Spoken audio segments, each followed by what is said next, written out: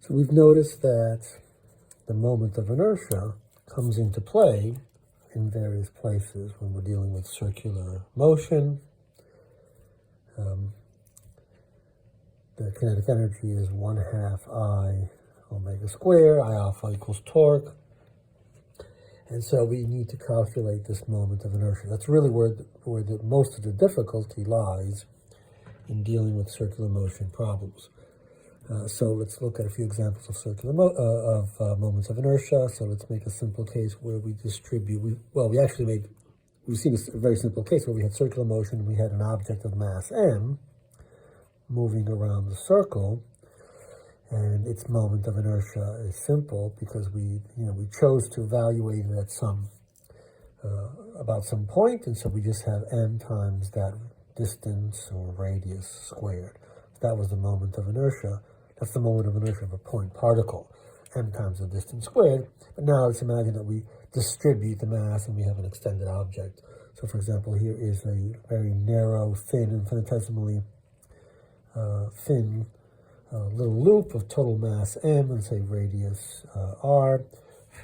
And so we want to find the moment of inertia, and because it's a continuous distribution, we have to do mass times distance squared, but we're going to break it up into little tiny pieces of mass and see what their distances are from some point. Let's say we evaluated about the center, and all these little dm's have distances which are the same, which makes the calculation easy, but this becomes r squared dm, and so the question is how much mass is at each location, because this is going to be an r squared times the integral of this, which gives us the total mass. And so we need the dm's in general. In this case, it's straightforward because the relationship is independent between these two quantities. We can just pull this out. They're all the same for every dm, and so we just get r squared times the total mass as the moment of inertia. But let's imagine now that we spread the mass out in a different way, such that it's not all at the same distance from some point. Let's say we want to find the moment of inertia about the endpoint of this rod of length, say d. Now we divide it up into little dm's, and the distance is different, right? The little piece here is at some distance from there, which is different from the distance of this little piece. And so now the calculation is a little more involved. We have to figure out what the dm is, because we have to, again, do r squared dm integral. So the mass, let's say the total mass is m, and so we have a mass density, which is mass over the length, which is m over d, and so the dm is just the density times the tiny little length, which in this case let's call it dx for an x, so we're integrating over x, and so our calculation is some distance x from this point. It's called at x equals 0, and then we go all the way to x equals d, so we're going from 0 to d, x squared times m over d in dx, and so we can pull this out. We get x squared in dx from 0 to d, and that gives us m over d times this gives us x cubed over 3, so that gives us d cubed over 3, and so we get m d squared over 3 for the moment of inertia of that object. And let's consider another object. Say we have a disk of total mass m and radius r. Right, so this is a fully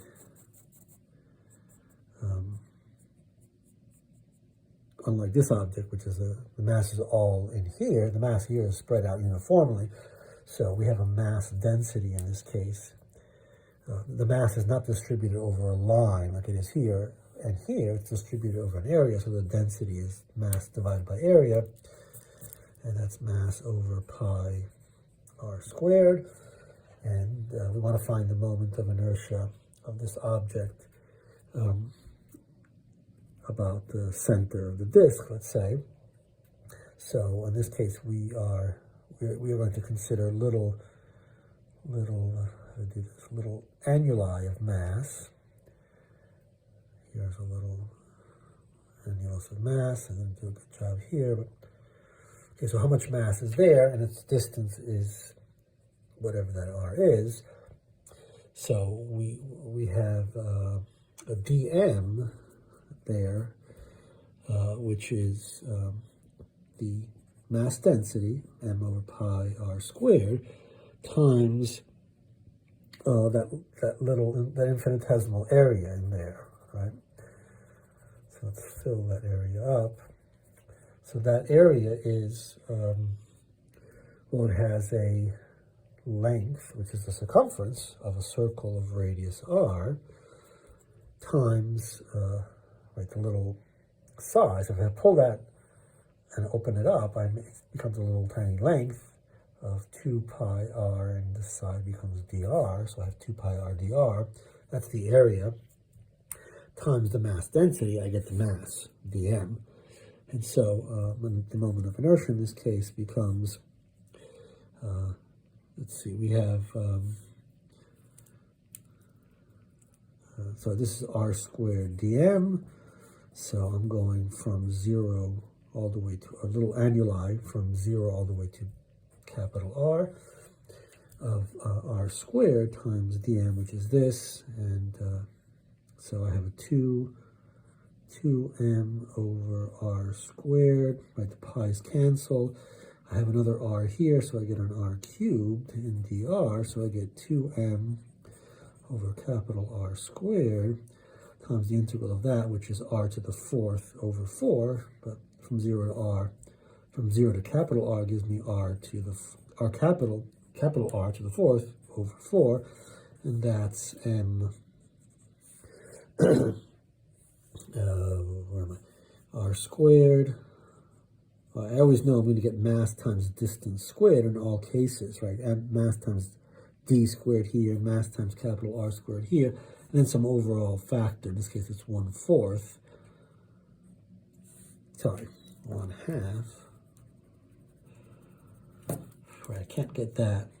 So I can always, even if I don't do the integral, I know that I'm going to get an m r squared there, an m r squared here, and an md squared here, because I have a characteristic distances in each case, and then the factor, the numerical factor in front of that, has to come from the integral. But I can at least get this part just from dimensional analysis.